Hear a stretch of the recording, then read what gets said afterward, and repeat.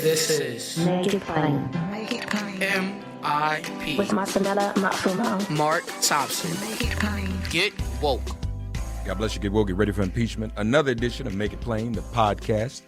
Glad you could be here with us. Tell a friend. And those of you who actually subscribe to the live daily show have heard me talk about this subject a great deal. I have made it a mandatory homework assignment for all of my listeners to watch this movie, not only because of what happened in 2016, but just the way, we are manipulated as consumers. And we'll talk about that a bit more later. But if you watch this movie, you'll never be the same. You'll never engage your social media again in quite the same way. And we better get ready because some of the same things that happened in 2016 are going to happen again in 2020. So joining us now, two of the editors and writers are here with me in studio. We have Erin Barnett. Erin, good to see you. Thank you for coming by. Thanks for having me. All right. I always consider it an honor when sometimes people just want to talk to me on the phone when I'm doing a live daily show, but when people come in studio, that's extra special. The other writer is Pedro Cos, who has an excuse for not being in studio today because he's all the way out in Cali. And so we have him on the phone. Pedro, how are you this morning? I'm good. How are you? Just fine. Pleasure to have you as well. Thank you for having me. First of all, congratulations on the movie. Has it gotten any nominations yet?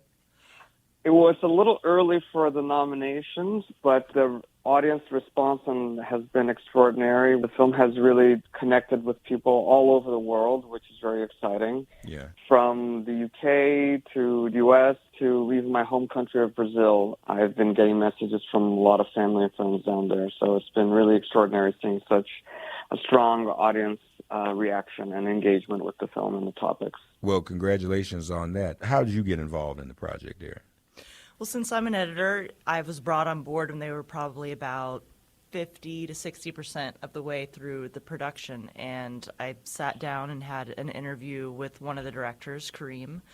And it was a conversation that felt very much what the film turned out to be. It was saying people don't realize yet, but data is a huge issue that is impacting our lives and our democracy, and people can't see it. And one of the things I point to is in the first sequence of the film, you see one of the protagonists, David Carroll, walking through various parts of New York City, and he can see all of the data leaking off of us. And I felt like I left that first conversation with Kareem already getting a sense of the ways in which we're leaking that data and the way in which it's being snapped up and reorganized and used to figure out ways to manipulate us, essentially. Yeah. Pedro, what about you? How'd you get involved?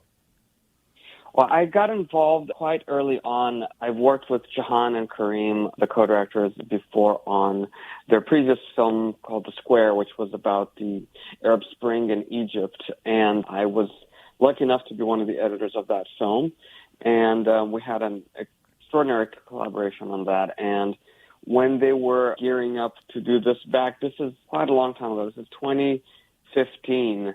Originally, the film was going to be a film about the Sony hack. I don't know if people remember that. That was started in December of 2014 when the Sony studios were hacked because of that comedy film called The Interview was coming out, supposedly by North Korea.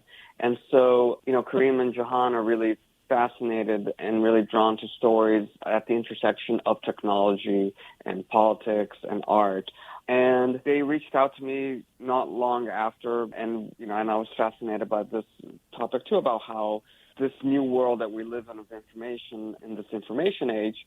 But as we began work trying to follow the rabbit hole of the Sony hack, the elections in 2016 happened, and we knew that a much deeper and larger story was in front of us. And, after a lot of consideration, it feels like every time, Erin can attest to this, every time we make a documentary, it feels like we're getting a master's degree on a certain topic. And by that time, we decided that it was much more than just a hack of information. This was a hack of our minds. Yeah.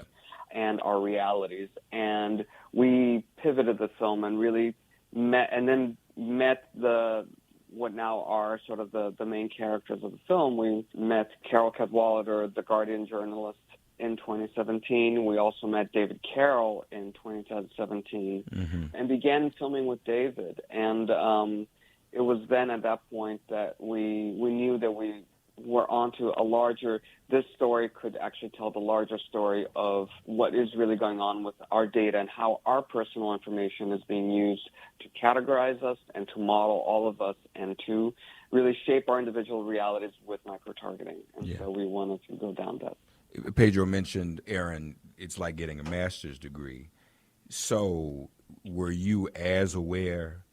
Because when you watch this movie, you think about yourself in your own doggone phone and what it's doing, like even sitting right here.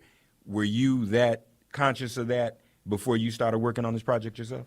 No, I think there are different levels of consciousness, and I'd say I had one of the levels through when I went to school and majored in communications. We did talk a lot about the changing media landscape and how while the proliferation of access to media is great from an equality standpoint, there also aren't as many safeguards in place for gatekeeping. And so I was sort of learning this with like blogging and things like that.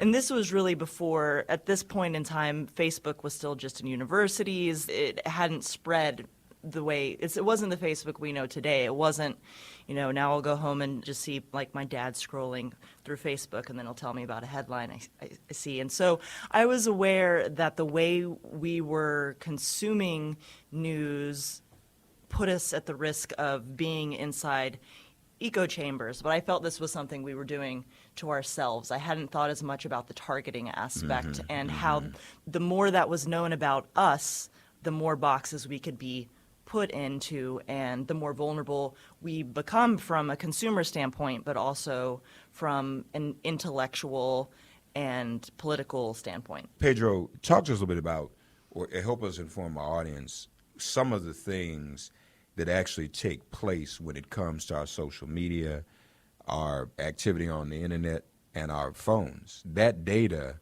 is constantly being uploaded and mined and really surveilled, isn't it?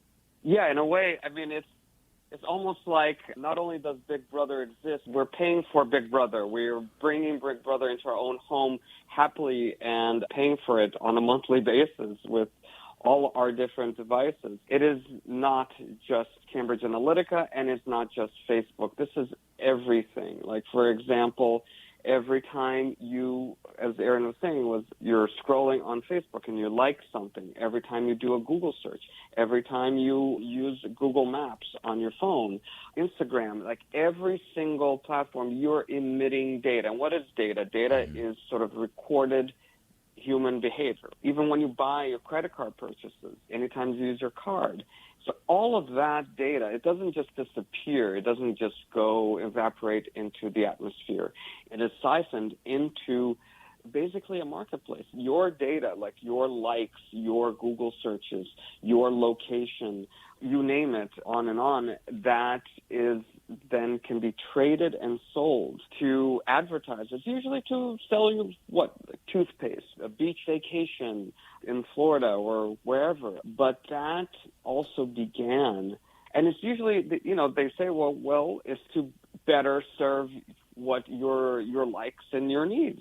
But when that is being used to categorize, model you, and put you in a certain box of, okay, this person is this type and this type of personality and likes these things, and they're able to shape your reality with the things that you see, with the news that you see. It's increasing the information bias that you have. Right. Because what these platforms, what their main incentive is to keep your attention. We are sort of the product that's being mined, and what they want is for us to be on those platforms for as long as possible. Right. We kind of switched in between in terms of what Pedro was explaining, Aaron. There's the consumer aspect of it, the capitalist aspect, trying to market products to us. But then there's other very dangerous aspect that your documentary deals with is the political and information aspect of it. So now, not only are you going to be manipulated to buy certain things. By the way, folks, my current pet peeve is the chicken sandwich. How did that become so urgent? That just doesn't seem so organic to me. And you got to have this chicken sandwich. And then the other psychological thing is now they're out of the chicken sandwiches. How does a chicken place run out of chicken sandwiches? But it creates, for your mind, Pedro and Aaron, it must really be great because everybody's bought them all. And then you want one even more now because there's so much in demand. Like I said, people go to the place, they had a chicken sandwich. I said, well, you can still get the chicken and Bring take your it own home and bread. put it in between two pieces of bread. Yeah. But our minds are so controlled, you got to have the bread and the chicken sandwich made in the chicken joint. I mean, so that's part of the manipulation. But when it comes to information and voting, I mean, in recent memory, I guess this would be the first time, it's probably happened before, we just didn't know it, where you saw it done to this scale when it came to an election. You all focus on two, well, not an election. Brexit was a referendum or an initiative. Brexit and the U.S. presidential election. Sure. And one of the things I think is important to point out, too, and my conservative friends are always quick to point out, is this technology began in a way with the Obama administration. Yeah. And it was done in a much more transparent way. You went on, liked their Facebook page, you got to say, I know what you're doing. Then people in the UK and these billionaires attached to Cambridge Analytica in the US saw the potential to expand this by collecting data outside of an understood transparent page, essentially. And I think it's important to point out that, yes, this was used in the Brexit referendum for folks who wanted to leave, and it was used by the Trump campaign. But this is not a partisan issue at all. This is a weapon, and it's a weapon that could be used by anyone. And one of the things that we want to make clear is that what we want to avoid is a Cold War situation, right, where there's essentially a digital data arms race between parties across the globe. Because this is happening in all countries. We touch on it a little bit in the film, but, Brazil, where Pedro's from, it was used in WhatsApp to target people, sending out fake memes to elicit hatred and racist ideology and an elected authoritarian there. So we do want to also put out the message, while I certainly wish that Trump were not elected, this is not something to take away his presidency, right? This is not to say an illegal thing was done, it can't be done. We're actually saying, oh no, this was not illegal. This could become the new norm, and we could be puppets by unknown entities representing people who want power in any aspect. We're all vulnerable. Yeah. Aaron Barnett and Pedro Costa, with us folks, the editors of The Great Hack. Please watch it. I've made it a required homework for all of my listeners to make it plain. Pedro, you all do focus on other countries just to show the magnitude of this. And I found it very interesting. I think it was Trinidad and Tobago you all focused on with the Do So movement. Tell our audience a little bit about that, Pedro, and what happened there. Cambridge Analytica, before they worked in the UK and US, they really sort of fine-tuned the methods around the world, especially in developing countries in Africa and in the Caribbean. And in Trinidad, they were hired by one of the political parties there, and in order to help that party win, one of the things that they did was actually not trying to get voters to vote for their candidate, was actually a method of voter suppression, which is horrifying. And what they did was they helped spark and propel this youth movement, as you said, called the Do So campaign, which is sort of like a protest movement and standing up against corruption of politics and based on, values that a lot of people can get behind on. Yeah. But it was very well targeted to, youth and being apolitical, but they really studied the profile of the population, and they knew that that campaign would disproportionately affect the segment of the population that would have voted for the opposition candidate. Right.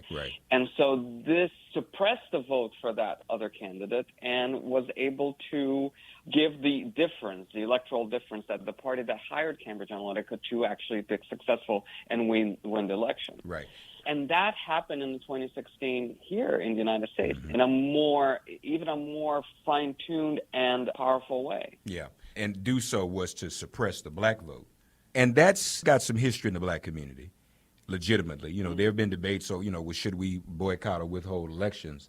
But it's never really took the hold that it took in Trinidad or that it did in 2016. Now it's happening again. what piqued my interest was there's a movement some of us are fighting against. I shouldn't even call it a movement, but it's a hashtag, ADOS. So when I heard the 4 letters, do so, and then I said, whoa, ADOS. And they're telling people not to vote if we don't get a reparations check.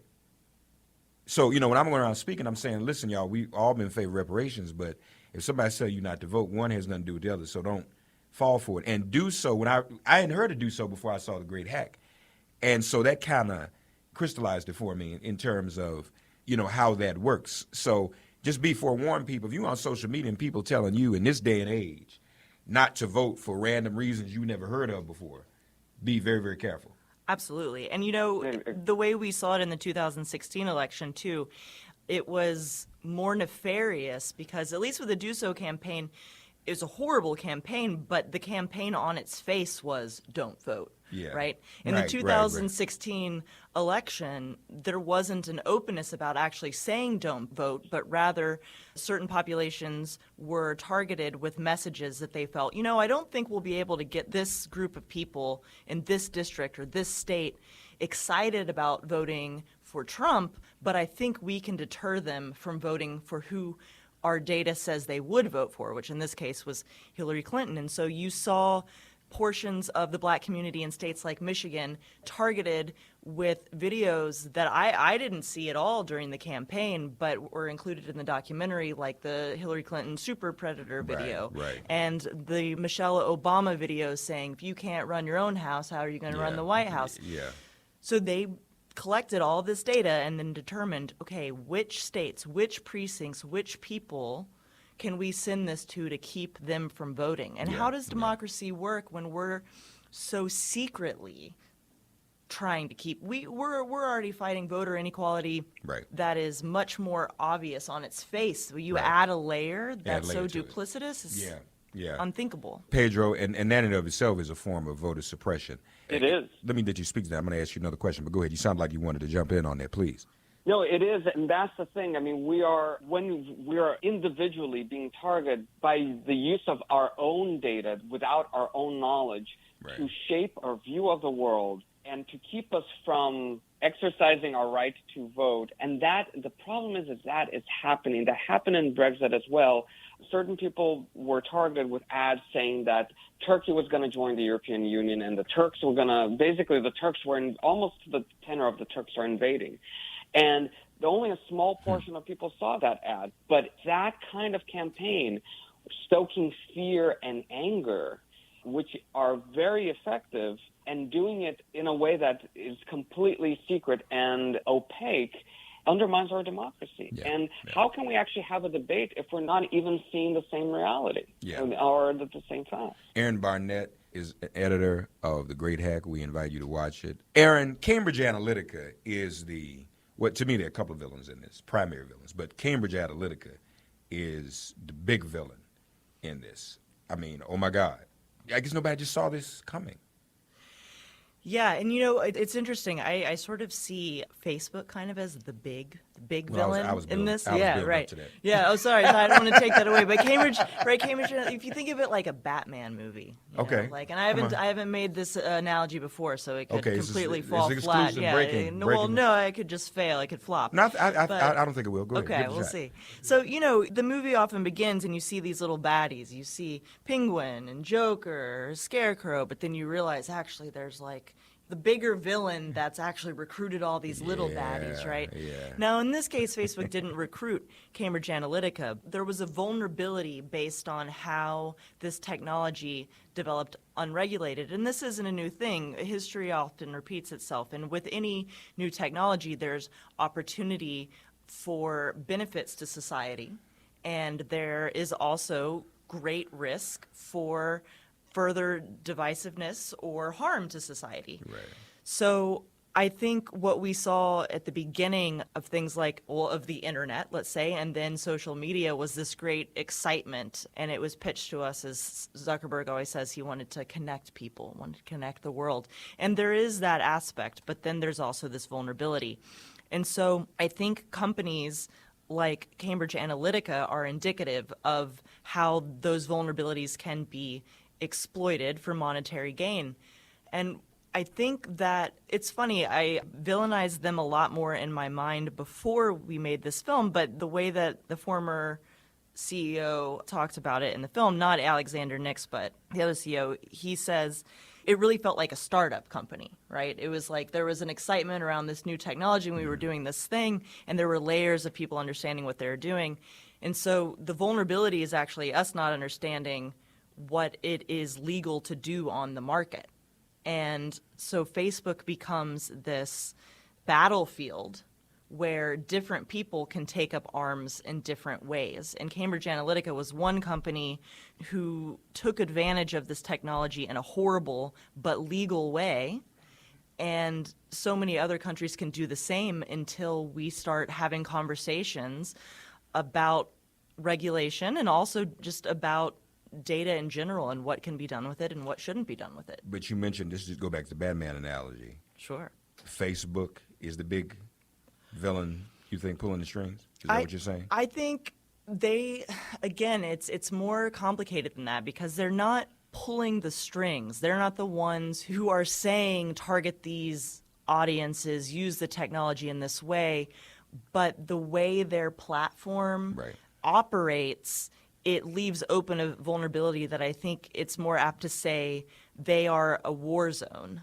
Yeah. And they're not doing anything, and governments around the world aren't doing enough to stop that landscape from being able to be used as a battlefield. Facebook is providing the subjects and the audience. Yes, yes. And a lot of people have asked me, and I should let you step in here too, Pedro, but hey, have you stopped using Facebook? Have you stopped using Instagram, WhatsApp? And I say no, I haven't, because that doesn't actually solve anything. There's clearly a place in the marketplace that would be filled by someone else if Facebook were to go away, because at this point, this type of connectivity has become a utility for us. And so this is where I would compare it to something like electricity. When electricity was new, it also wasn't regulated, or the meatpacking industry. But when you get to a certain size, there are risks, and you have to look at those and come up with solutions for how to make sure, okay, let's keep providing you this utility, but let's do it in a way that's the lowest possible risk for everyone who's utilizing it. Right.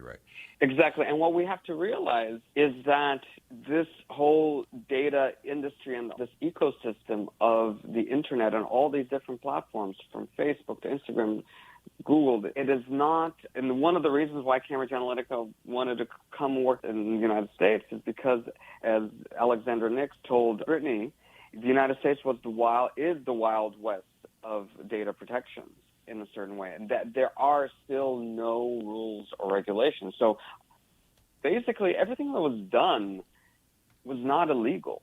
Right. And that is one of the most frightening things. We have to ask ourselves as a society and as a population, like, where is the line? Are we going to do something about this?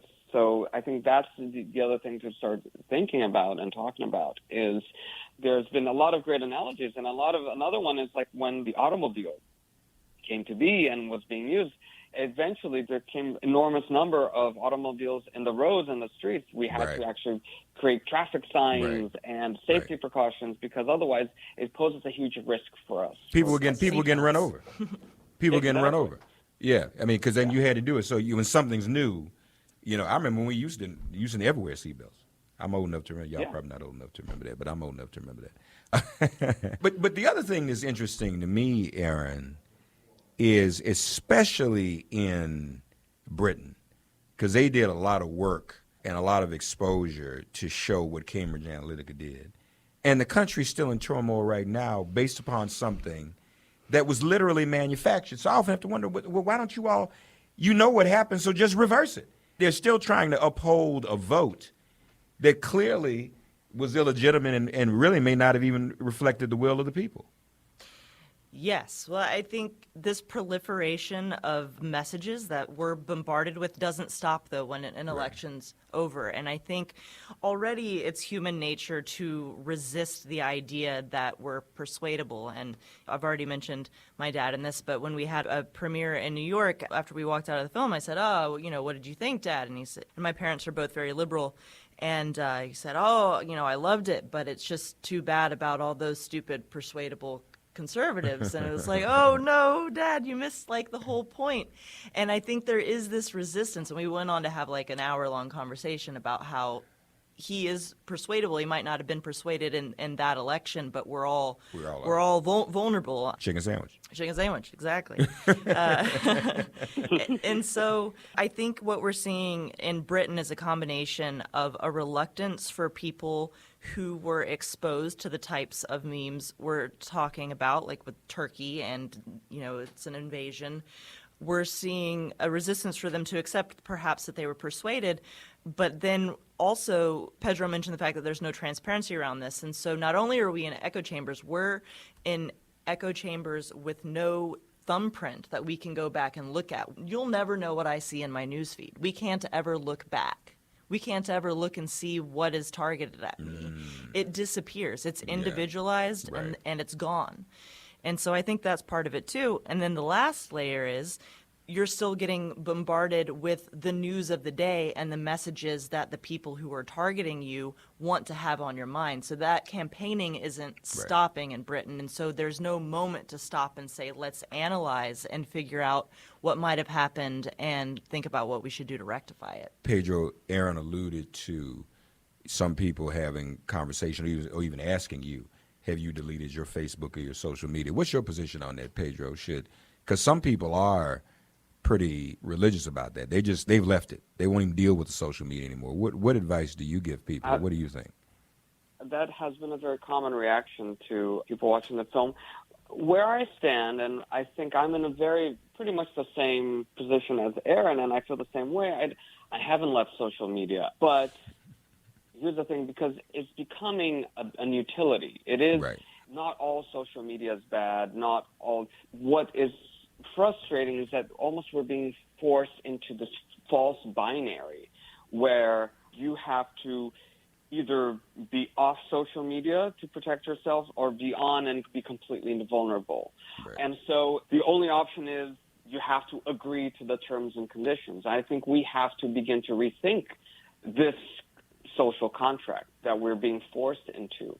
And it's really about consent, because I have, since working on this film, have been a lot more careful. I do read the terms and conditions now. I do not download every app out there, because I'm very cognizant and aware of how my data can be used. And I think that awareness is the most important thing, but also start to change the conversation, like be more transparent and we have to be more intentional with our consent. It's all about consent. If you want to take my data to target me, I need to know about it. We need to be more active participants in this decision and this choice, because we're not being given a choice. We're not having consent. But I refuse to be dictated. Yes, I go now. I've changed my privacy settings and all that. I'm being a more careful consumer.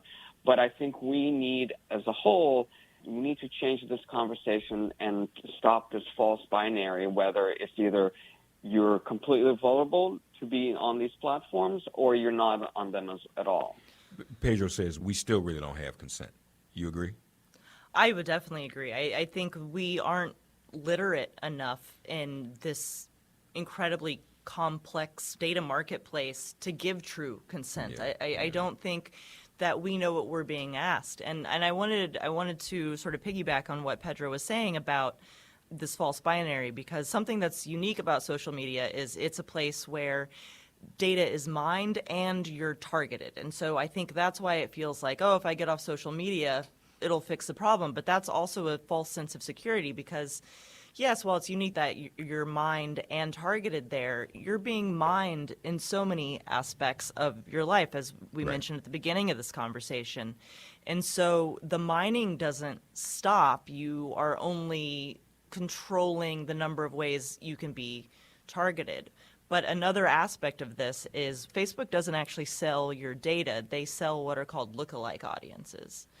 And these are troubling in their own way, and in part because they're created by algorithms, not by people. And so you can get incredibly racist lookalike audiences. For example, there was someone reported about a year ago, I forget which news agency, that there was a group a lookalike audience that Facebook was selling for people who are Holocaust deniers, right? So you can, you want to sell ads to Holocaust deniers? Sure. Oh, God. So, and what a lookalike audience is it could be collecting data on me, and then I'm placed with other people whose data is similar to me, Right. and then they magnify, they say, okay, well, if we have these folks' data and we know they think this, who are these other people that look like them? We're going to target them. Right. So even if I'm not on Facebook and I'm not being targeted with ads, the data that's being collected on me is being used to target other people who look like me in ways that we don't understand. Yeah.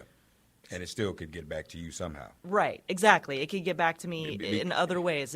Browsing websites, the ads on the side of the page. Right. If you're on the New York Times sometimes or CNN, it can become harder to tell what is news and what is an ad. And it Exactly. even begins to drive some of our conversation. So, like, for example, where I'd respectfully disagree with your dad, we're all influenced by it, and we don't know. Yes. I think we have to acknowledge something about us as human beings and maybe our biological or physiological makeup.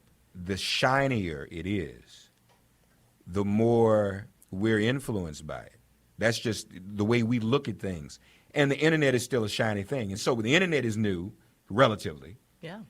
And then if something's new on the internet, that makes it double new. And It is. I think as human beings, that's what makes us vulnerable. So a lot of us do, unfortunately, just believe it because it's there, don't we? And because Yeah, we're being targeted with things And that we're we being already targeted. want to believe, right? Right, It's right. reinforcing things that we already want to think are true. Right. We already believe it before we get targeted. So imagine what's happening when we start getting targeted. And Pedro, if you could speak to that too, because my friends, I talk about this all the time. We can be having a conversation, and then somebody will say, well, look this up on Google. And then as soon as you open Google, it autofills what we were just talking about in the restaurant around the table, and makes me hella paranoid. But anyway, go ahead. Talk about that if you Yeah, would. And I'm so happy. I'm so glad you mentioned that. I think at the end of the day, we all have to accept that we're all persuadable in one way or another. Right. As Aaron said, maybe it's not the way we vote, but because we are being fed things that the algorithm knows that we're going to respond to, and it's going to affirm our biases. And maybe it can increase and really change the way we think via that. For example, when you go on YouTube, those automatic what plays next? That is the algorithm analyzing, categorizing you, and feeding you something that the algorithm knows will keep your attention, Right, or will right. probably keep your attention. And so the videos, the automatic play when you get the next video, is something going to be completely different from me than it's going to be from you. There was a New York Times article earlier this year. There's a lot of misinformation that actually was propagated with that algorithm, especially for the Brazilian elections in a certain way. Right. So we have to be really aware and conscious of how we can be targeted in hundreds and thousands of different ways, and how that is actually shaping our realities, because this information has become a weapon, and it's very difficult to know what is true, what is false in the internet. We can look up something on Google, and we can see all these search results, or on YouTube, and it's very difficult to discern Right. what is actually true and what is false. Aaron, is Facebook still offering us up in the way they did to Cambridge Analytica? Is that still ongoing? Not in the exact same way. It's more like these lookalike audiences that are for Okay. sale. Cambridge Analytica took advantage of a loophole in a contract Alexander Kogan from Cambridge University had with Facebook. Basically, ironically, Facebook has us sign these terms and conditions that we don't really read. Kogan had in his contract with Facebook that he was planning on reselling the data they let him collect for his academic research purposes. And Facebook didn't read that agreement closely enough, because their policy is actually you can't resell our data, but Kogan had it written in, and that's how Kogan didn't get in trouble. So no, not in the same ways, but again, it's almost more dangerous because it's these lookalike audiences where Right, we're right. already put into boxes based on our data, and they can pitch these audiences like, oh, you want to talk to these people? Well, what if we sell you this audience, and this audience? Pedro, are we already seeing some of the same things? Well, I alluded to one of them, but from your point of view, are we looking at 2016 again as 2020 is around the corner? Are we seeing some of the same things happen again, just in a different and more creative way that's undetectable and not necessarily illegal yet? I mean, I think so, and I don't think we actually ever stopped seeing this since 2016. I think a lot of these practices have been happening ever since. They haven't stopped, and I think they happened last year in the congressional elections, and right now it's getting even more sophisticated, these methods. So I think we will be seeing similar or more sophisticated ways to target audiences next year. Well, and the head of, sorry to interrupt, Pedro, but I'm flashing back to a conversation I had with Kareem a few weeks ago where he said, oh, did you see one of our more interesting viewers of The Great Hack? And I said, no, I didn't. Who are you alluding to? And you remember Project Alamo from the documentary? Right. So the head of that digital campaign is a man named Brad Parscale. And Pascal, I could be mispronouncing his name because I almost always just see it in text. Right. But he tweeted at Kareem, one of the directors, after he watched The Great Hack and said something along the lines, I'm paraphrasing, but just watch The Great Hack. It's all true, and we're building something better and stronger for 2020. So there's a promise. There's a promise, and he's the head of the exactly. He's the head of Trump 2020 campaign now. Yeah. Of the whole campaign. The whole campaign. It was digital in 2016. Now it's the whole campaign, and so. Oh my God. So, and that's something I point to too when folks say, "Oh, you're exaggerating, like you're being partisan and saying how this was used." And I'm like, no, this is a point of pride. Right.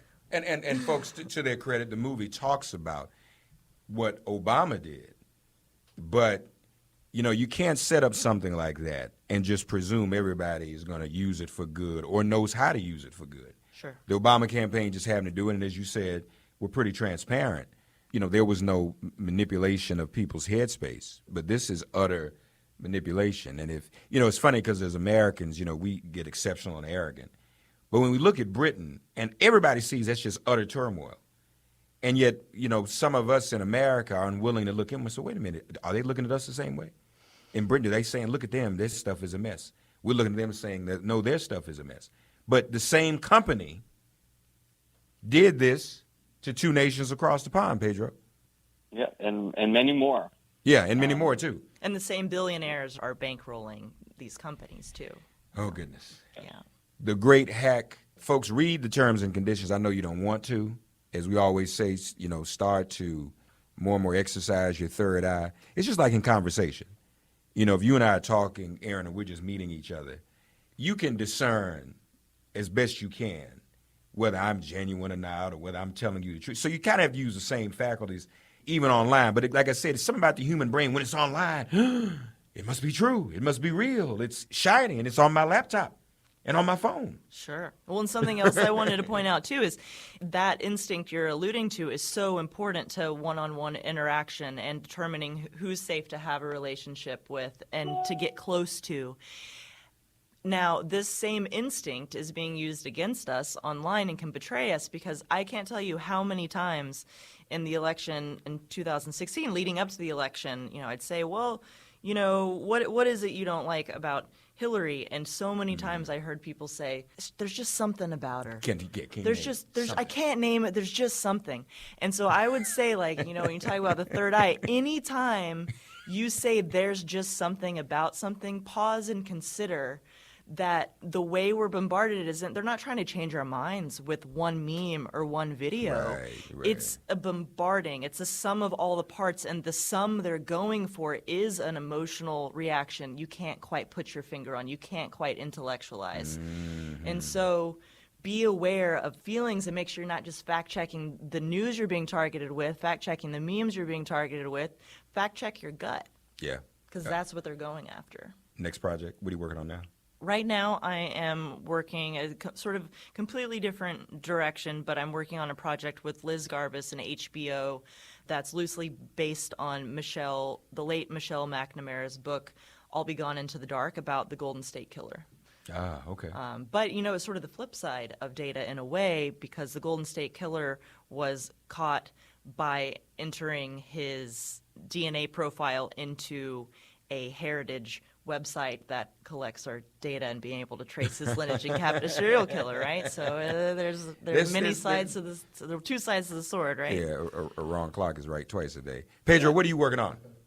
Before we go, where can we hear from you again? I've been working on a film with great collaborator on the homelessness crisis, specifically in the West Coast cities of Seattle, San Francisco, and Los Angeles. Good, very important.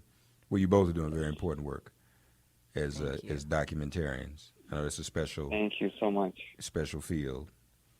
Is that still kind of considered sort of the starving artist part of cinema? Being in movies and a little bit.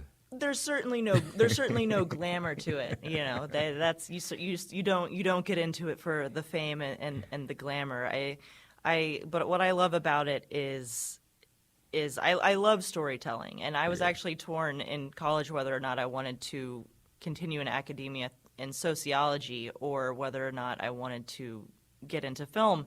And so this was sort of the perfect marriage of both, and I get to touch on different social issues, and I always say with the volume turned lower or higher, and sometimes it's the characters and the stories are front and center, and what we're getting at is a little softer, and sometimes, like in The Great Hack, it's more upfront in your face, and I love storytelling in all of its forms with those messages present. Aaron Barnett. Sorry, Pedro, go ahead, please. I was going to say, and we're very lucky that Aaron did not go into academia.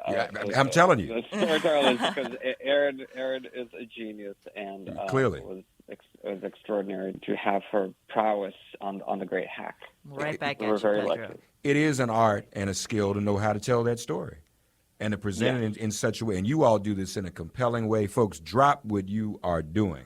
My good friend and former co-host who's passed on, Dick Gregory, you said when he saw something good, he'd call you and he would say, stop everything you're doing right now and go see this movie or watch this movie. And we would do it, So I'm saying to you all, watch The Great Hack. You need to.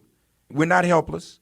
You can discern. You can think about things more clearly and be more aware. And I like what you said about something about it, because I'm going to use that. Because people saying that now about another candidate. I don't know, Mark. It's just something about her. A lot of similarities to Hillary in terms of that approach. Folks, please, sir, check it out. It's great. Thank you to Aaron Barnett and Pedro Cos. Thank you both. So much for having us. And keep us posted about all the other stuff you guys are doing, okay? Love to have you back. We'll do. All right. Thank you so much. Really appreciate it. Thank you both. Thank you for listening to Make It Plain and Get Woke. Remember to listen, like, and subscribe on Apple Podcasts, Spotify, and wherever you get your podcasts. Also, subscribe to Make It Plain and Get Woke daily. Check out makeitplain.com to subscribe. If all minds are clear, it has been made plain.